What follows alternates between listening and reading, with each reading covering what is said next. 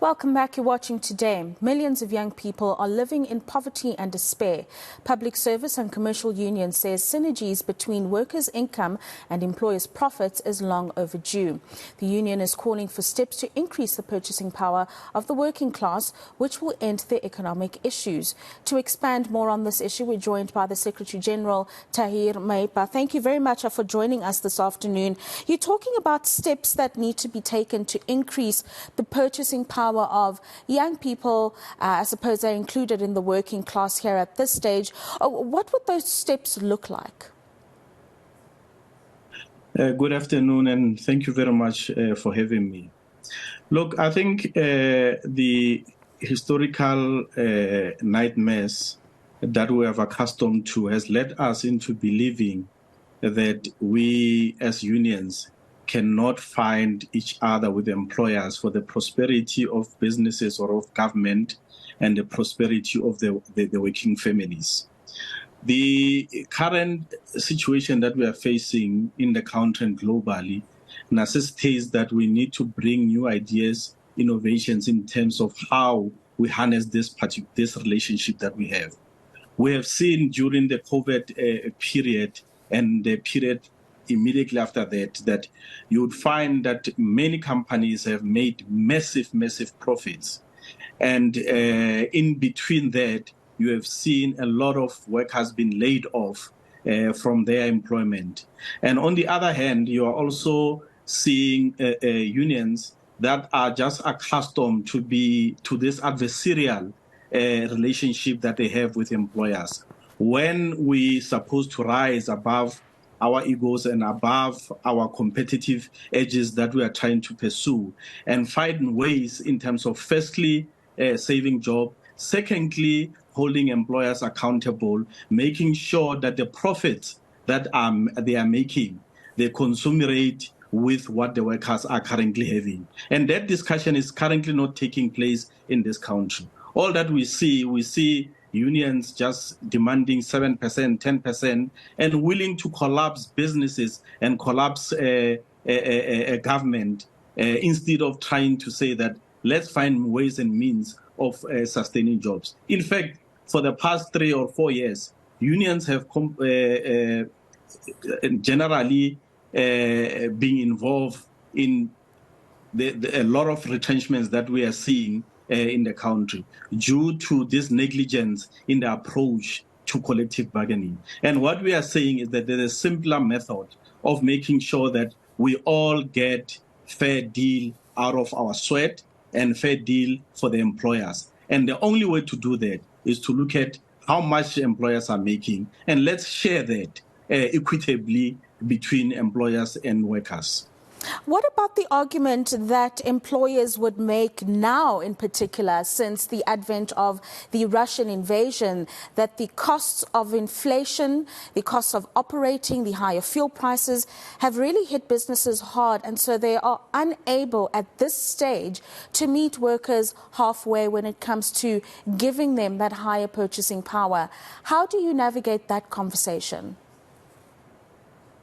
Well, I think every crisis gives other people an opportunity to come up with these kinds of arguments. Like I'm saying, we've seen that most companies have made money whilst this conflict is going on. Yes, we cannot shy away from the fact that there are companies that haven't really done well due to a number of factors, and those need to be taken into consideration. However, the only way that argument can be taken to heart is that employers need to be transparent in terms of the kinds of monies they are making. If they are making a loss, there's no reason why employers cannot put their books on the table and demonstrate that indeed they are taking a hammering.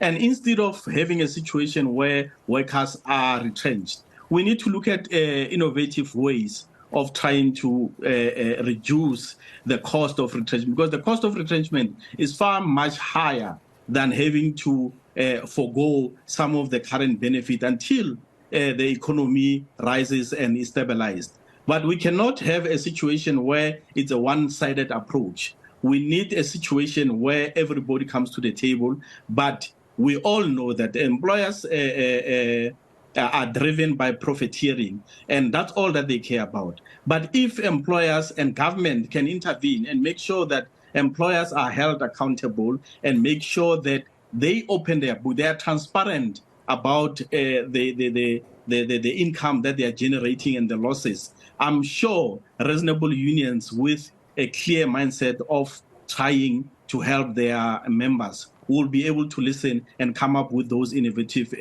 ways. And we can look also with the government. With the government, argument can say, but government is not making profit.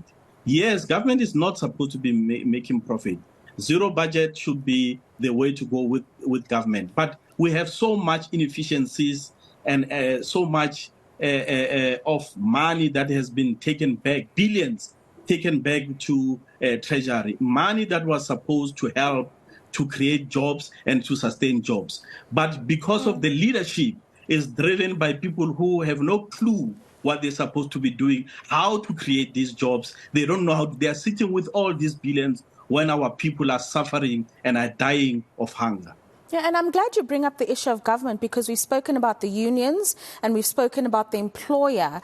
What role does the Department of Employment and Labour, as well as National Treasury, have to play when it comes to that oversight that you speak about, billions in unspent budgets that are returned annually, and all sorts of other issues that will creep up in different municipalities across the country when it comes to issues of this nature? And maybe just talk to us a little bit about their responsibility. Well, if you look at the Department of Labor, when it was changed to Department of Employment Labor, the mandate of the department automatically changed. But for 4 years, this chap who's sitting there as the Minister of Labor did nothing to make sure that the issue of employment is driven from that department. That department hasn't created any jobs. In fact, they have facilitated a situation where thousands of workers are driven towards unemployment, and then they are now being looked after under the UIF dispensation, which is unsustainable.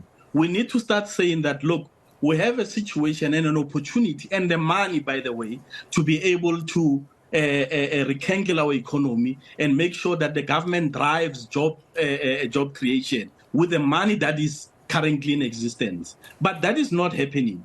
Now, we can cry foul and do nothing about it, but let's be honest. We are led by people who have no clue what they're supposed to be doing. I don't know what Thulas Nnes is still doing in the Department of Labor after 4 years for failing in such a critical opportunity to be creating jobs whilst he's sitting on billions of rands, the billions that have been taken away. But there's also another scam that has been run in the president's office. And that scam is costing us and the taxpayers about 23 billion. And that scam basically puts people into employment for only 1 year. And after 1 year, these people are thrown back into the group of unemployed and they go and queue again at the UIF. So more money has been spent, taken out of the fiscus without creating any sustainable jobs, because of clearly these people have no idea how to create sustainable jobs. Thank you very much for that conversation. I've been speaking there to the Public Service Commercial Union of South Africa about really just increasing the purchasing power of the working class and the different ways in which employers, unions and government can come together to make that happen.